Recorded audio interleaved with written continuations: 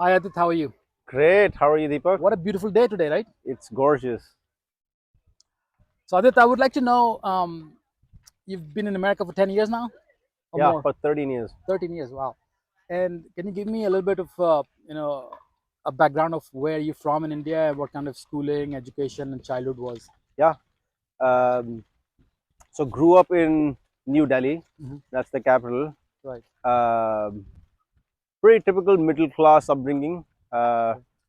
Went to a public school. Dad was in the government. Comfortable living. Um yeah, and I So think born and raised in Delhi. born in actually Guwahati, Assam. Acha. That is in the northeast part of the country. Okay. Moved to Delhi when I was 5. So from 1992 to 2006, I was in Delhi. After which I went to college uh, for my engineering In, degree, in and Jaipur. that was in Jaipur. Okay. Spent 4 years there before coming to the US for my masters. Right. Do you have siblings? I have an elder brother. Hello, brother. Yeah. And parents and everybody's in India. Parents are in India now, retired. Okay. They live in close to Delhi. There's a place called Gurgaon, Hmm. and my elder brother, he lives in Rotterdam, in Netherlands. Oh wow. So both the kids are not in India, right? Not in India. That's right. So you had a pretty comfortable childhood, right? Yeah.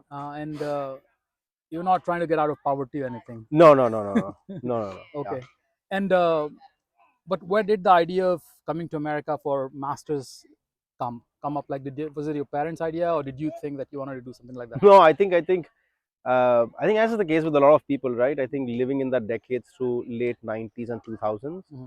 I mean, the idea was always there. It was very common for kids to come here and study and try and build life here. So I don't really recollect there being a specific point. It was just like more organic. Whether it was my choice or my parents, I think it was more my mother's push. She did not. She wanted me to go out and experience things. And again, a little bit organic and a little bit also interest. I was a little bit like whatever.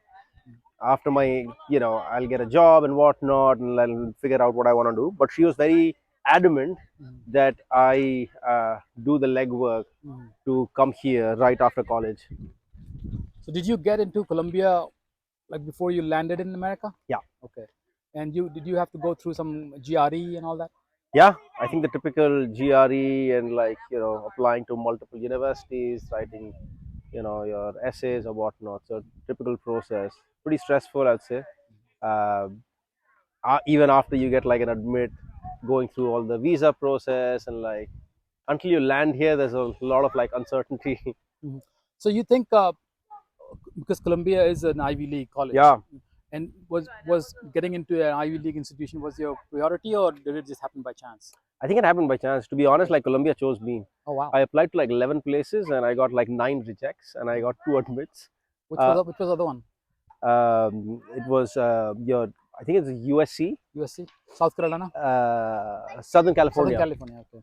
Um, so part chance, and I think I'd always heard about the hype about New York City, but I was like, okay, whatever. Mhm. I think in my head, again, like based on my upbringing or whatnot, I think cost was a huge factor that was weighing down on me. And I was like, okay, can't I get admitted in a straight university where it'll be easier to, get by, cheaper to live? But again, I think my family supported, we took out loans or whatever we had to do at that time. Mhm. But again, I think it was the push of my parents. But yeah, uh, Columbia happened. It was great. I think in terms of does it live up to its hype? I think I think studying at Columbia really exposes you to just by the virtue of living in New York City. Mhm. I think New York City definitely lives up to its hype, Wow. and the kind of people that you interact with is what I consider education in some sense. Just living in New York City and interacting with people from across the world, Mhm. and I think when I came here, I ended up living at a graduate student housing dorms called International House. And that was a very diverse community. And that was the first time that I got actually exposed to people studying art, music, creative writing, law, you name it, right? Mhm. That for me was like a bigger education than the academic work at Columbia.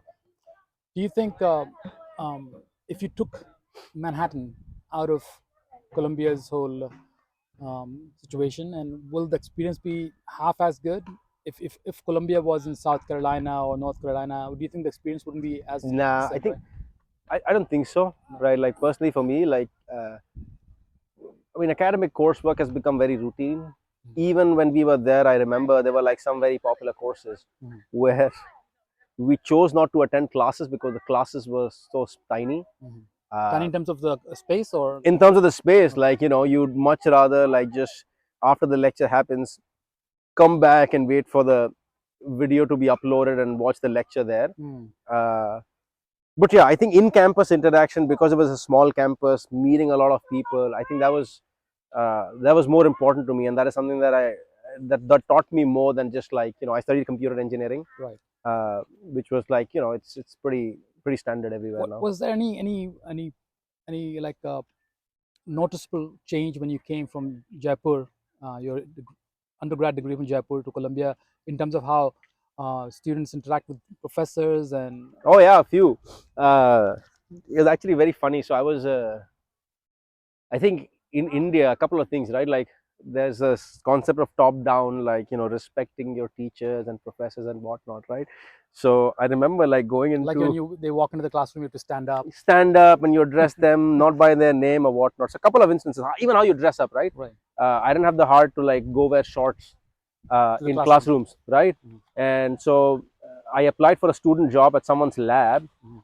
and I remember being a little bit nervous, and then trying to dress myself up with a polo and like, trouser pants and whatnot. And I walk into this lab, and the guy interviewing me is like completely, super casual in shorts and a hoodie or whatever.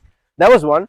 And second was, again, very vividly recall this, right? Like, Mhm. uh, lecture ended, professor walks out, everyone's like casually, uh, saying hi to the professor, and the student is smoking, and the professor comes by and casually asks, hey, do you have a lighter?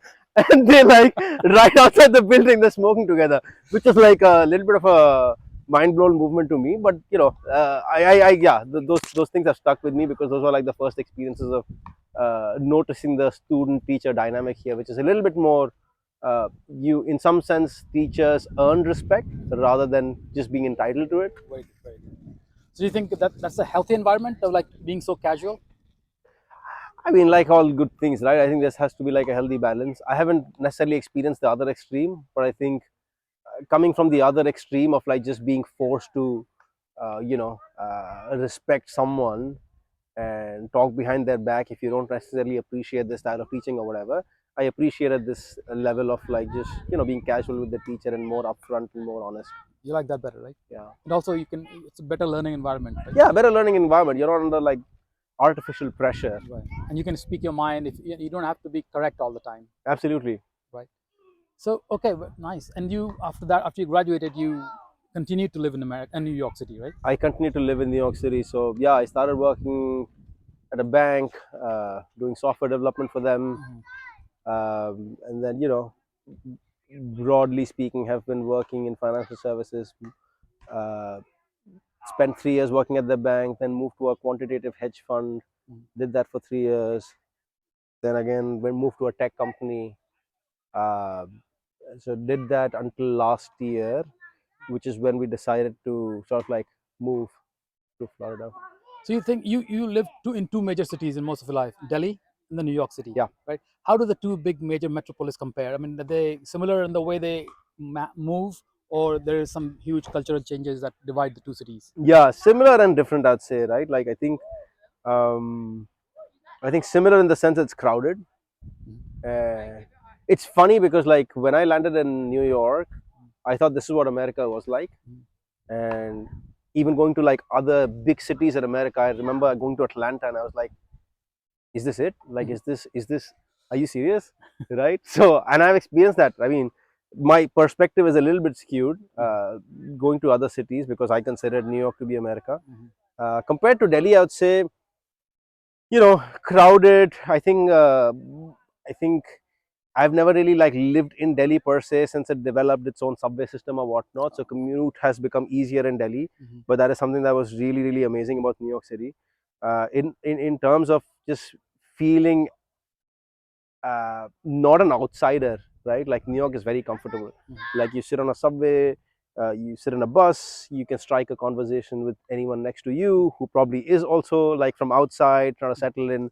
So New York does that to you, right? Like you feel very free and open. I don't think that's the same in Delhi, So right? Delhi, even though Delhi is one of the biggest cities in India, it is not as diverse as New York City. It's not. It's not. I mean, there's diversity in terms of like uh, local diversity, or like people coming from other parts of India, being such a big commercial hub, uh, but not in terms of like International. international diversity per se. Very nice. Okay.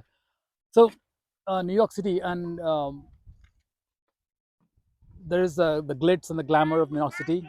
Can you talk about a little bit things that you didn't quite appreciate about the city, New York City? It's tough. I'd say like before COVID, no one could actually take me out of New York City. Mhm. I was part of that bubble. Really loved every aspect of it. I think as we grew a family, my wife and I had our first kid. That's when we started first noticing chinks, or like things that we weren't necessarily didn't pay as much attention to before. Uh, I think everything is super expensive, right? You end up paying like two times, three times premium. Rents are expensive. Again, like subway is great for adults, but trying to go around in a subway with a stroller, it's not very accessible. Space everywhere is at a premium.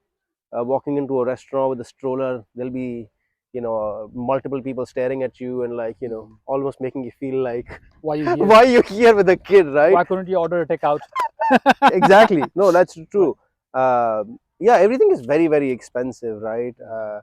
And I think it's, as I said, it's a little bit of a bubble, right? Once you're inside it, like everything feels fine to you, but an outsider's perspective is like, wow, like you really hustle hard, you pay premiums for everything. uh, yeah, I think You don't think it's a good place to raise kids, do you? I don't, I mean, I tough, it's very subjective. Mhm. Personally for me, maybe not, maybe Mhm. not, right? Like I think uh, just the space and the freedom to move, and uh, as I said, right, like it's very dense. Things change block to block depending on where you're living, where you want to live. There's also like this pressure of uh, really earning big bucks, and like the cycle of like Mhm. wanting to keep doing better and better and climbing the ladder so that you can have more affordability in New York. But there's no limit. No limit, right? So like it's a you're caught in that rat race, and Oh, there's no and 100%. there's no getting out. Oh, 100%. And even the people that you interact with, right? Like I think the hustle culture is very hard and very big in New York. Uh, it's very common for people to meet and talk about their work and what they're doing and network all the time, which also gets to you after a point. But yeah, everyone is looking for the next big move. Right. So you've lived 13 years, 14 years now, and Yeah, now you're making a move back to India, Bangalore, that's right. another big city, third city. And how do you feel about it? Are you feeling excited, or do you have mixed feelings? I'm very excited. Okay. I'm very excited because I think the seed for moving back to India was planted somewhere during COVID, as a lot of people were reflecting on their lives. So were we, uh, and we're trying to like work. It was like a big project for us to be able to figure out how and when we'll move back. So very excited. But obviously, right, like lived here long enough to also miss a lot of things that we take for granted here. So I'd say like mixed feeling, but also very excited about moving back. So basically, the move is because you want to be close to your family, or like some better health care. What are the few two or Yeah, a three few things? things I'd Yeah. say. Primarily, want to be closer to family. Mhm. Two, I think in terms of opportunities, right? Like in the next decade, I think India is going to be really big. Mhm. Three, I think life as a parent, growing a family here in America is quite exhausting. Mhm. uh, Exhausting in what way? it's just the life becomes all around the kid. I'm sure like that's the case there also, but like the ability to be able to afford some help and like just childcare being more affordable. Here everything is super expensive. Right. My son, he was born with some health challenges, so I've also seen the darker side of the health uh, system in America. uh, So your wife is also a working lady. She's also working. She just recently took a sabbatical a Okay. few months ago, but yeah, she was also working. So that will give her an opportunity to work in India. Yes. Okay. That's one of the other reasons, right? Yeah, I mean, Good for just you. I think us being able to have the time to be able to think of things outside of our work or just Mm. immediate childcare, right? Right. I think that's. I have a question for you. It might be you can answer it or not. A lot of Indian people, like you might interact your buddies in New York City or here, they might judge you for going back. And some in some cultures in India, not everybody thinks that this is a step down. And how do you respond to that, or do you have like one go-to answer, or do you feel also that in your mind that this is I'm taking a step down? Most people move to America and moving back, and how? Hmm. Yeah, Yeah, that's a good question. yeah, It's a tough one. yeah. Like I'm pretty well settled right here, right now. Right, I have a good job, make a decent living. Uh, is it a step back? I don't know. It's very subjective, right? Like I think it's about what you want, and I think we've reached a point where we are very confident about the choice that we're making, uh, and there's no like sense of regret and like half-heartedness in this decision. With respect to what people think, yeah, I mean that's going to be big, right? Like India is very big. Like people trying to be nosy and like figure out, hey, why did you move? Like, did you lose your job, or did you like were you part of some sort of layoff? Because I've gone through that. That's what I'm asking. Yeah, 100%, right? Like even now when my parents started telling folks back home like, hey, like he's gonna come back, and the first question was like, oh, is everything okay? Did he lose his job like with the big tech layoffs or whatnot? Thankfully for me that's not the case, but yeah, that I mean that's India for you, right? Like Right. it's a very judgmental uh, place, society, whatever you call it. I think that's another thing that you appreciate about America, that Mhm. you don't take for granted, right? Like freedom to be, freedom to do, not being judged. People Uh, leave you alone here. People leave you alone. Like, yeah, I mean, like you go walk down the street in New York and you'll see, right? Like dress up the way you want, right? Like it's like your life living your way with no judgments. Yeah, people. I mean, if you are decide to tomorrow, like I'm going to quit this tech thing, I want to become a street busker. People say, fine. This is what makes you happy. Do it. Exactly, exactly. Right. But then again, I mean, this is also very brave of you to like you're going to be faced with all these questions, not only just friends and family, but everybody you live around. But you're still doing it, and you're going to create a life for yourself in Bangalore. Do you have a like some kind of plan? Like I'm going to check and see if this works out for the next 3 4 No, years or no? no. I think we're past that point. Okay. We've been in the whole green card queue that a lot of Indians are there. Like my date is 2017, but I think a couple of years ago is when we made this decision. Like no matter what, we're moving back, and I think that ship has sailed. There is no backup option. I'm not looking at this. I mean, again, in life, never say never, but like in my head, I'm very clear about, uh, I'm not going and like seeing and poking and figuring out how things land up there and trying to move back. But yeah, we're very clear uh, about really wanting to embrace the challenges that we'll be faced with Right. Right. and build a life there. Do you think your kids will? Because I assume they're both citizens. Both US citizens, yes. Okay, and they will always have that. They can always come back for higher education, or whatever, right? Yeah, I mean, their Yeah. choice. Yeah. 18 years later, let's see, like one is four, so Right. some time to pass. I do feel very strongly like that education system itself is going to change. Okay. I don't know what that world is going to look like 15, Yeah. 16 years down the line, Mhm. but they'll always have that option and flexibility to come back if they so choose. I have one more question regarding your return. Do you think a lot of people actually think like you do, but never ever have the guts or the bravery to do that? I mean, you have done it, and do you think a lot of people live in the same kind? Oh, I wish I could move back. Yeah, I mean, I don't want to be sound like Yeah. too macho about it, like Right. saying, "Hey, like look at me, I did that." Yeah. But yes, like that's a recurring thought in a lot of people's minds. A lot of my friends, family, even like friends who still live in New York City are now experiencing the other side, right? Like of growing a family and whatnot. And I think in the last 2 3 years, every time I've met someone who has just come back from Mhm. India, Mhm. right? They have a very different opinion about India. And again, like some seed has been planted in their heads Mhm. after their last visit as to like, hey, maybe this is an option for them also. Mhm. Uh, yeah, I mean, I guess you can call it bravery or what. Not for me. It's like feels like a very natural choice based on what we want to do. I My think wife and Bangalore I. is if one place that is very Western and American, that is Bangalore. I've heard. Yeah. I've definitely heard. I spent like 3 months in Bangalore about 15 years ago, maybe even longer, Mhm. for an internship. Outside of that, I have extended family. It is sort of like the Silicon Valley of India, so there's no shortage of people Mhm. who come to Bangalore. In so yeah, heard a lot of great things, but we'll see Mhm. how it goes. Okay.